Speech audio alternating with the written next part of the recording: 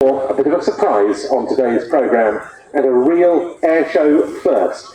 We're going to be seeing the Royal Air Force Aerobatic Team, the Red Arrows, flying past in formation with the RAF's newest aeroplane, the Boeing Wedgetail AW1, the RAF version of Boeing's E-7 Wedgetail, airborne early warning and control variant of the 737-700.